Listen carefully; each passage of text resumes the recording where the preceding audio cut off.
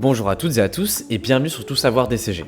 Tout d'abord, si tu veux aller plus loin, sache que des fiches de révision et des vidéos de correction d'annales sont disponibles dans la description. Allez, on attaque tout de suite le sujet du jour. Aujourd'hui, on va s'intéresser au droit commun des conventions collectives.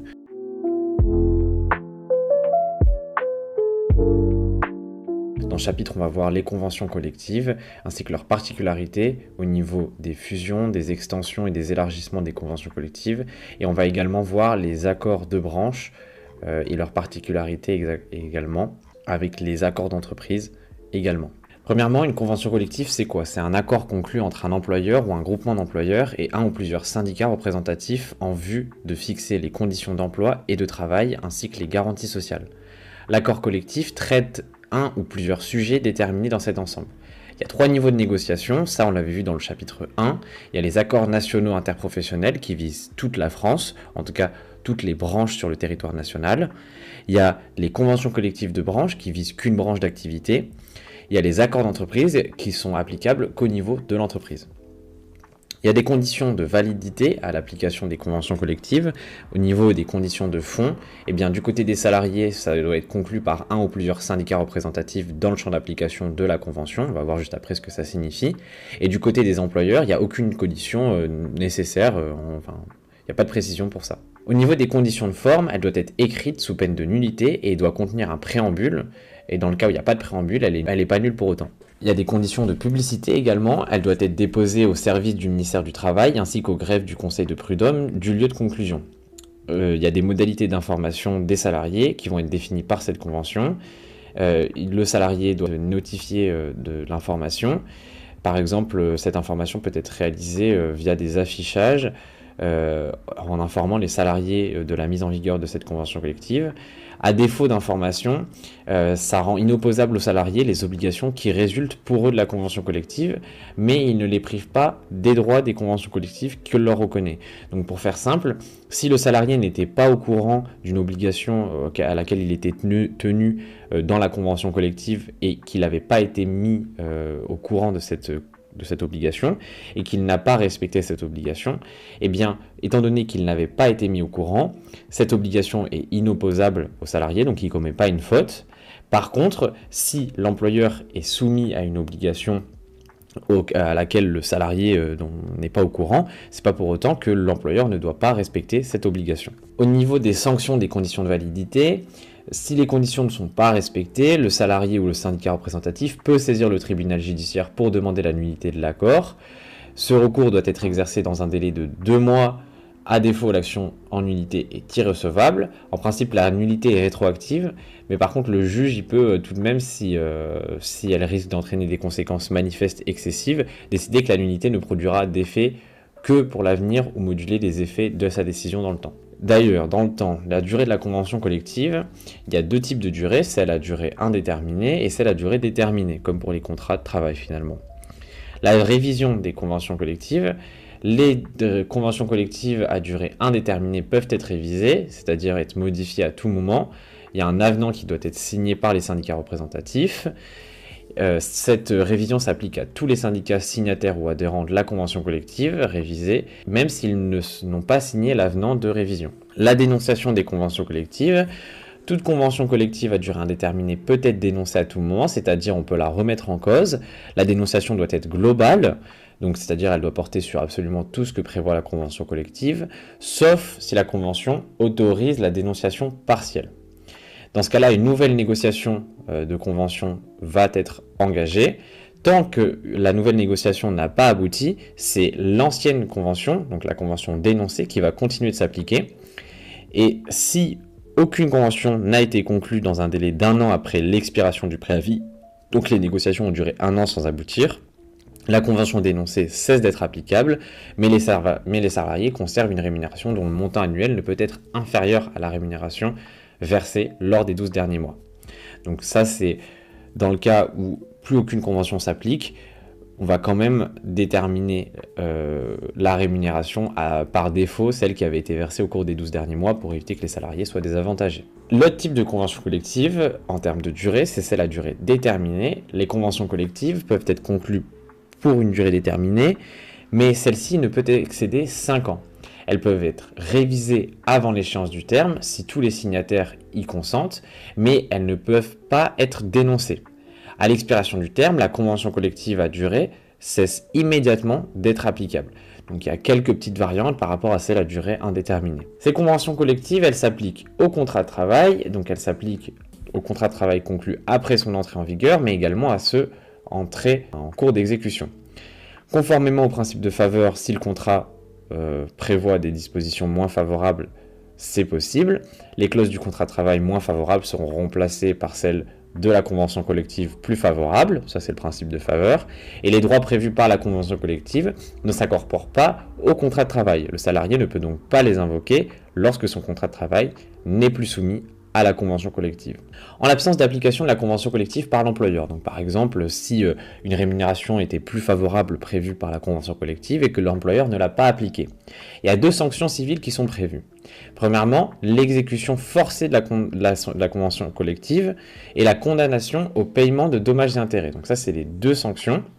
L'action en justice peut être exercée soit par un syndicat signataire de la convention collective, elle peut aussi être exercée individuellement par un salarié. Le TJ est compétent pour les actions en justice exercées par un syndicat signataire, mais il est également compétent pour les actions individuelles, lorsque le salarié se contente de demander l'application générale de la convention collective à son contrat de travail. Donc c'est dans le cas où c'est le salarié, il a remarqué que la convention collective n'était pas respectée uniquement pour lui.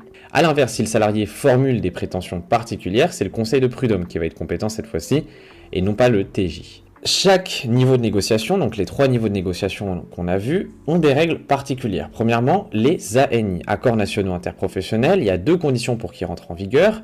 Premièrement, au niveau des signatures, il doit être signé par un ou plusieurs syndicats représentatifs ayant recueilli au moins 30% des suffrages exprimés en faveur des syndicats au premier tour des élections du CSE. Et la deuxième condition, c'est ne pas faire l'objet d'opposition par un syndicat représentatif ayant recueilli la majorité des suffrages aux élections. L'opposition exprimée par écrit est motivée dans les 15 jours qui suivent la notification de l'accord. Donc ça signifie que s'il a recueilli des signatures des syndicats représentatifs ayant recueilli au moins 30% des suffrages exprimés au premier tour des élections du CSE, mais en même temps, il a fait l'objet d'une opposition par un syndicat représentatif ayant obtenu la majorité, et bien dans ce cas-là, il ne peut pas rentrer en vigueur. Les conventions collectives de branche. Premièrement, l'entrée en vigueur de la convention collective de branche et la négociation obligatoire dans la branche. Il y a 2 conditions, c'est les mêmes conditions que celles qu'on a vues, donc on peut les retenir qu'une seule fois, mais il y a également des périodicités de négociation. La négociation des salaires, elle se fait chaque année ou maximum tous les 3 ans. L'égalité professionnelle homme-femme, la formation professionnelle, les conditions de travail, la gestion prévisionnelle des emplois et des compétences pour les entreprises de plus de 300 salariés sur les conditions de la mobilité professionnelle ou géographique interne à l'entreprise, bref, tout ça, c'est tous les 3 ans ou maximum tous les 5 ans. Ce qu'on entend tous les 5 ans, c'est la périodicité prévue qui peut être prévue par la convention collective de branche. Et enfin, la classification, c'est tous les 5 ans avec maximum 7 ans. Enfin, l'application obligatoire de la convention collective de branche. Il y a 3 conditions pour qu'elle s'applique obligatoirement. Premièrement, l'employeur doit être membre d'un groupe patronal signataire. L'entreprise se trouve dans le champ d'application professionnelle de la convention et l'entreprise se trouve dans le champ d'application géographique de la convention. Si l'employeur il cesse d'être membre du groupe patronal signataire, donc il reste tenu tout de même d'appliquer la convention collective de branche. En revanche, il n'est plus tenu d'appliquer les avenants de révision postérieurs à sa démission. Même si ces 3 conditions ne sont pas respectées, l'application peut être volontaire. Dans ce cas-là, l'adhésion doit porter sur la totalité des clauses de la convention et doit être notifiée à l'ensemble des signataires et faire l'objet d'un dépôt à la DRETS et au greffe du conseil de prud'homme. En l'absence d'adhésion, l'employeur peut décider d'appliquer tout ou partie des dispositions d'une convention collective et l'application doit résulter d'une volonté claire et non équivoque de l'employeur. Le concours des conventions collectives. Ce qu'on appelle concours, c'est lorsque plusieurs conventions sont susceptibles de s'appliquer sur la même entreprise. Dans ce cas-là, il y a 2 situations. Soit le concours des conventions, c'est sur le même champ d'application professionnel. Celle de l'activité principale, c'est celle qui va s'appliquer. Mais donc il faut déterminer quelle est l'activité principale. Ça dépend du secteur. En termes d'activité industrielle, c'est celle qui emploie le plus. En termes d'activité commerciale, c'est celle qui a le CA le plus élevé. Et dans le cas où c'est une activité industrielle et commerciale, c'est celle qui emploie le plus si le CA relatif aux activités industrielles est supérieur à 25% du CA total. Attention, exceptionnellement, si l'activité est jugée suffisamment autonome, les salariés seront soumis aux conventions collectives de cette activité indépendante. Et le deuxième cas, c'est lorsque le concours de la convention découle du champ d'application géographique cette fois-ci. Dans ce cas-là, c'est simple, c'est le principe de faveur qui va s'appliquer, c'est la convention la plus intéressante pour les salariés qui va s'appliquer. L'extension, l'élargissement et la fusion des conventions collectives de branche. Premièrement, l'extension, c'est l'étape préalable à l'élargissement. Les effets de l'extension, c'est lorsque tous les employeurs qui entrent dans le champ d'application professionnelle et géographique d'une convention collective étendue doivent l'appliquer. Par contre, si la convention collective étendue est par la suite révisée, les nouvelles clauses ne seront applicables à l'ensemble des employeurs que si elles sont elles-mêmes étendues. Les conditions de cette extension. Premièrement, elle doit présenter des clauses obligatoires qui vont être fixées par le législateur. Elle doit être négociée au sein d'un commissaire paritaire ou au sein d'une commission mixte qui est présidée par un représentant du ministère du Travail. Elle doit être signée par les syndicats représentatifs dans les mêmes conditions que les conventions collectives ordinaires, mais aussi par les organisations professionnelles d'employeurs représentatifs. De même, il y a la règle de non-opposition d'une organisation d'employeurs qui emploie plus de 50% de l'ensemble des salariés des entreprises adhérentes. Donc tout à l'heure, on a vu que l'opposition des syndicats représentatifs, si un syndicat représentatif s'y oppose, c'est pas possible. S'il a obtenu la majorité, et bien là, c'est la majorité des salariés employés par les employeurs adhérents. Remarque, l'organisation professionnelle représentative a des critères cumulatifs. Premièrement, elle doit respecter les valeurs républicaines, elle doit être indépendante vis-à-vis de l'employeur, elle doit être transparente financièrement, une ancienneté minimale de 2 ans, une influence suffisante et une audience qui se mesure par le nombre d'entreprises adhérentes ou de leurs salariés soumis au régime de la sécurité sociale, 8% au niveau de la branche. Donc ça, si on se souvient du chapitre sur les syndicats, eh bien les conditions sont très très proches et donc normalement ça ne devrait pas être très compliqué pour les apprendre. La procédure d'extension. Premièrement, il y a une extension d'une convention collective qui va être réalisée par le ministre du Travail. Il y a une consultation de la Commission nationale de la négociation collective qui va ensuite soit rendre un arrêté d'extension, sauf si 2 organisations d'employeurs ou syndicats se sont opposés à l'extension. Dans ce cas-là, le ministre doit demander un nouvel avis à la commission et il pourra ensuite prendre l'arrêté d'extension. L'élargissement de la convention collective de branche. On va voir que c'est assez proche. Les effets de l'élargissement, ça fait que la convention collective est rendue applicable à un secteur ou une zone géographique voisine non couverte à l'origine, alors qu'ici, pour l'extension, ça rendait applicable dans le champ d'application professionnel et géographique. Donc ici, c'est uniquement une zone géographique voisine non couverte. Les conditions. Premièrement, la convention collective, comme j'ai dit juste avant, elle doit être étendue. Donc la procédure s'ajoute à la procédure d'élargissement. Il faut constater l'impossibilité de conclure une convention ou l'impossibilité de modifier depuis au moins 5 ans une convention existante. Le secteur concerné présente des conditions sociales et économiques analogues, c'est-à-dire qu'elles sont assez proches, c'est-à-dire que le secteur géographique auquel on va étendre cette convention, est relativement proche, économiquement parlant, de celui auquel la convention s'applique actuellement. Et l'élargissement n'est possible que si la convention a été préalablement étendue. La procédure d'extension. L'extension d'une convention collective est encore une fois la compétence du ministre du Travail. Encore une fois, il y a une consultation de la Commission nationale de la négociation collective qui pourra ensuite soit rendre un arrêt, soit, si 2 organisations d'employeurs ou syndicats se sont opposés à l'extension, c'est le ministre du Travail qui doit demander un nouvel avis. Donc pour la procédure d'extension, c'est la même chose. En fait, pour faire simple, l'élargissement de la convention collective, il sert à quoi? Il sert à ce que certaines zones non couvertes par une convention collective qui peut être plus favorable le deviennent par un élargissement qui est souvent, obligatoirement précédé par une extension. La fusion des conventions collectives. Les effets de la fusion. L'effet, c'est de faire disparaître une convention collective de branche qui est absorbée par une autre convention collective de branche. Il y a les conditions de cette fusion. Avant d'apprendre les conditions, on va savoir en fait en quoi ça consiste. Cette fusion, ça sert à ce que dans certains domaines, peu représentés ou pas suffisamment, on vient fusionner deux domaines qui sont assez proches économiquement et socialement pour n'utiliser qu'une seule convention collective, pour simplifier tout ça. Et donc il y a deux conditions à cette fusion. Les conditions sociales et économiques sont analogues, comme on l'a expliqué juste avant. La branche absorbée doit être caractérisée soit par une faiblesse d'effectifs, soit par un nombre d'accords signés peu conséquent, soit par le nombre de thèmes de négociation du champ d'application lorsque moins de 5% des entreprises de la branche adhèrent à une organisation professionnelle représentative des employeurs. Pour faire simple, c'est ce que je disais juste avant, la branche absorbée doit être caractérisée par une faible représentativité au niveau de la branche. Et en l'occurrence, c'est la branche qui est faiblement représentée au niveau national. Et donc, par conséquent, il est intéressant de fusionner les conventions collectives. Pour la procédure, c'est la même que celle de l'extension et de l'élargissement. On ne va pas la refaire.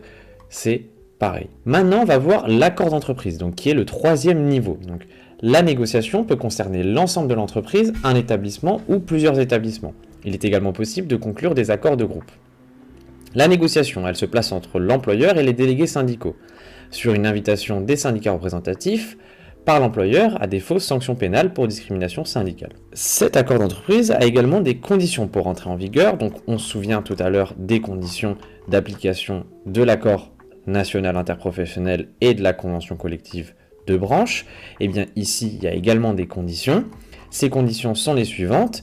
Premièrement, pour entrer en vigueur, l'accord d'entreprise doit être signé par un ou plusieurs syndicats représentatifs ayant recueilli cette fois-ci 50% des suffrages exprimés en faveur des syndicats représentatifs au premier tour des élections du CSE. Si cette majorité n'est pas atteinte, il y a deux situations. Dans le premier cas, au moins 30% des syndicats ont signé l'accord. Dans ce cas-là, une consultation des salariés peut être demandée, c'est comme un vote des salariés pour valider ou non l'accord. Cette demande de consultation doit être faite dans le mois qui suit la signature de l'accord. Si dans les 8 jours, il n'y a pas d'autres signatures qui permettent d'arriver à plus de 50%, donc en gros on reste entre 30 et 50%, alors une consultation des salariés est organisée dans un délai de 2 mois.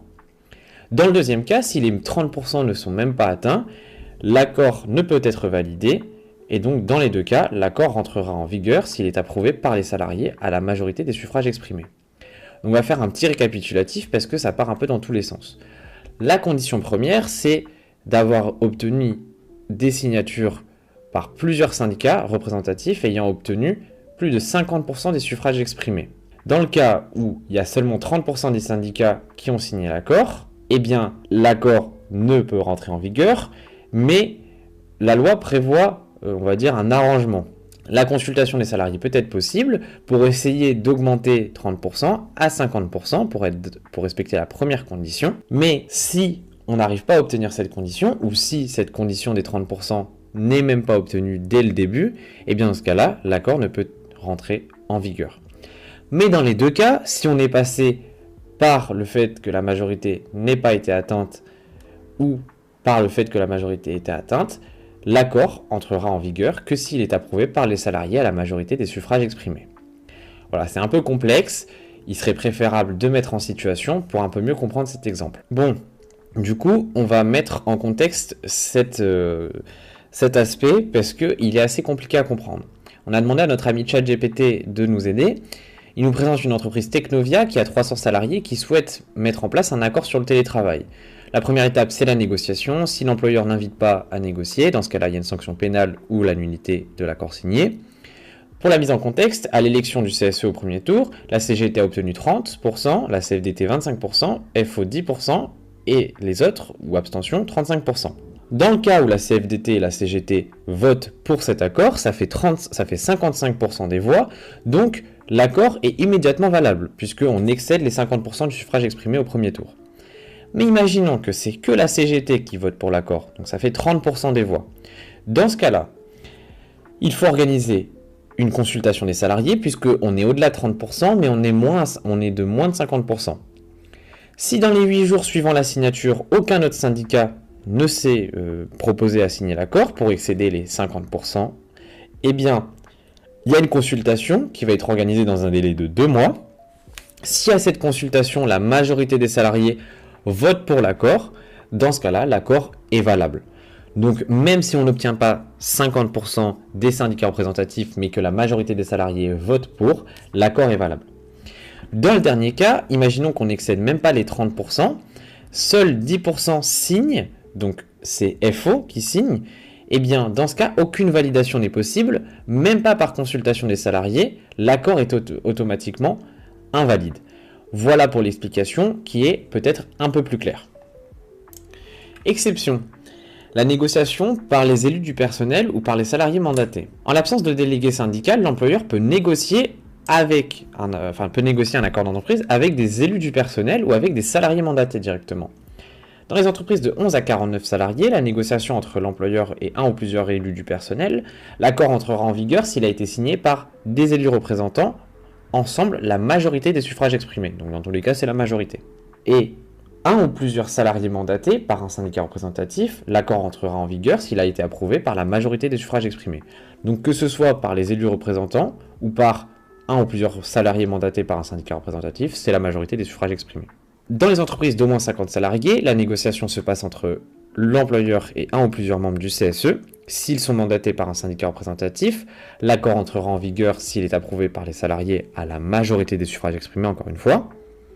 S'ils ne sont pas mandatés par un syndicat représentatif, l'accord entrera en vigueur s'il a été signé par des élus représentants, ensemble la majorité des suffrages exprimés au premier tour des élections du CSE. Un ou plusieurs salariés mandatés par un syndicat représentatif, l'accord entrera en vigueur s'il a été approuvé par la majorité des suffrages exprimés.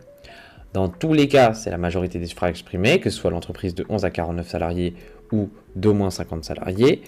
Et dans tous les cas, si il est approuvé par les salariés à la majorité des suffrages exprimés, l'accord rentre en vigueur. Enfin, il existe un dernier cas lorsqu'il n'y a pas de CSE dans les entreprises de moins de 11 salariés.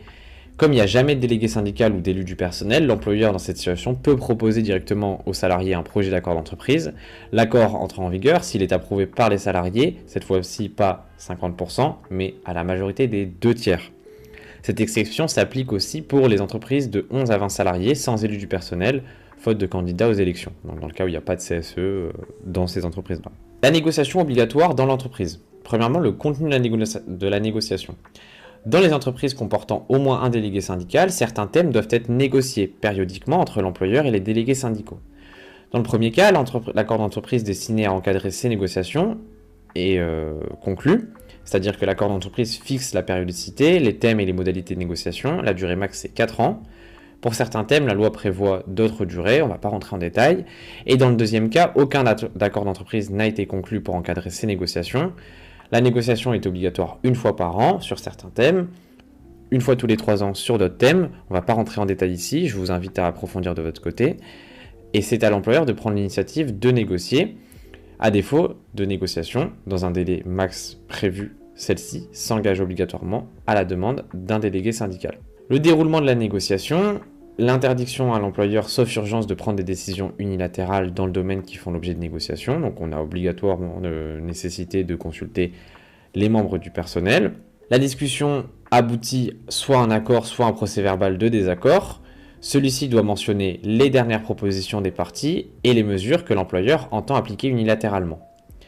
Les sanctions de l'obligation de négocier, si les parties ne respectent pas les obligations mises à leur charge pendant la négociation, ils engagent leur responsabilité civile, et si l'employeur refuse l'ouverture des négociations, il commet un délit d'entrave, donc il a une sanction pénale.